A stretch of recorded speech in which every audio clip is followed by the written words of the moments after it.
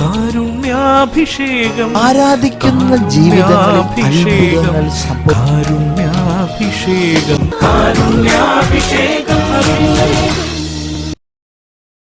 ഈശോയിൽ പ്രിയമുള്ളവരെ, കർത്താവിനോടൊപ്പം പ്രാർത്ഥിക്കുവാനായിട്ട് പോയ ശിഷ്യന്മാർ ഉറങ്ങി വിശ്രമിക്കുകയാണ്. ഇതിനെക്കുറിച്ച് പണ്ഡിതന്മാർ പറയുന്നത്, കർത്താവിനെ പിടിക്കാൻ വന്ന കള്ളന്മാർ ജാഗ്രതയോടെ ഉറക്കമൊളിച്ച് കാത്തിരിക്കുമ്പോൾ കർത്താവിൻ്റെ കൂടെയുള്ളവർ ഉറങ്ങി വിശ്രമിക്കുകയാണ്.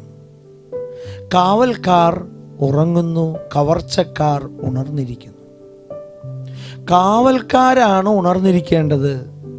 കാവൽക്കാർ മറ്റുള്ളവരുടെ ജീവനെ സംരക്ഷിക്കേണ്ടവരാണ്.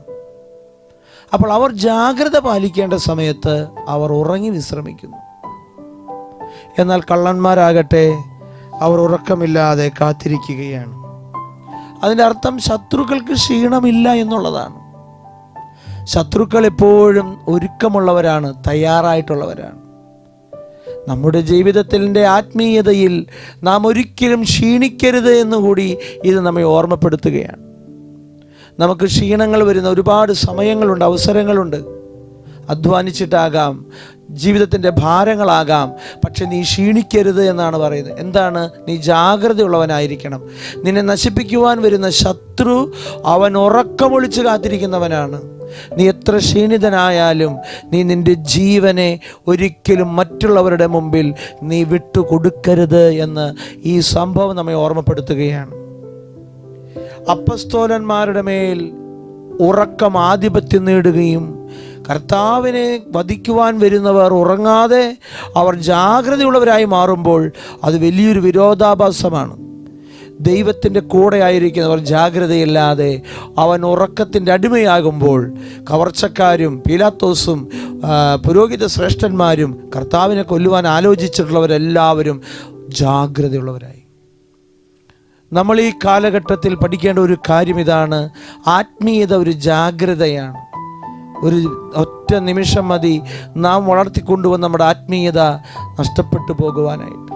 ജീവിതത്തിൽ ഈ ഒരു ജാഗ്രത ഉള്ളവരാകാൻ ഈശോ അവരെ കൂടെ കൂടെ ഓർമ്മപ്പെടുത്തുകയാണ്. ചോദിച്ചു ഈശോ, നിങ്ങൾ ഉറങ്ങി വിശ്രമിക്കുകയാണോ?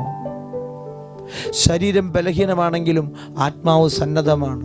പക്ഷേ ഈ ആത്മാവ് വിശ്വാസത്തിൽ ഉറച്ചു നിൽക്കണമെങ്കിൽ ഈ ശരീരത്തിൻ്റെ ബലഹീനതകളെ നമ്മൾ മാറ്റാൻ നമ്മൾ പ്രാർത്ഥിക്കണം. ഈ വലിയ ആഴ്ച നമ്മുടെ ശരീരത്തിൻ്റെ ബലഹീനതകളെ തോൽപ്പിക്കാൻ ആത്മാവിൻ്റെ ഒരു ശക്തി നമുക്ക് ആവശ്യമാണ്. പലപ്പോഴും നമ്മുടെ പ്രാർത്ഥനാ ജീവിതത്തെ തടസ്സപ്പെടുത്തുന്നത് ബലഹീനതകളാണ്. അതുകൊണ്ട് ജാഗ്രതയുള്ളവരായി നമുക്ക് പെരുമാറാം, പ്രാർത്ഥിക്കാം. ദൈവം എല്ലാവരും അനുഗ്രഹിക്കട്ടെ. കർത്താവായ ഈശോയെ ഞങ്ങൾ പ്രാർത്ഥിക്കുകയാണ്.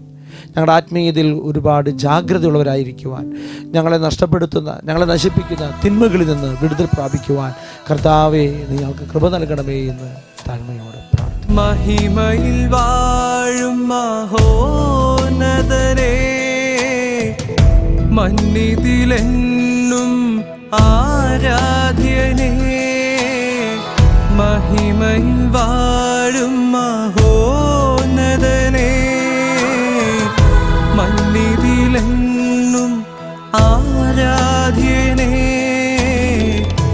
ആരിലുമുന്നതൻ എത്ര നല്ലവൻ, സ്വന്ത നീണ താൽ വീണ്ടവനേ, മഹിമയിൽ വാഴും മഹോന്നതനേ, മന്നിതിലെന്നും ആരാധ്യനേ.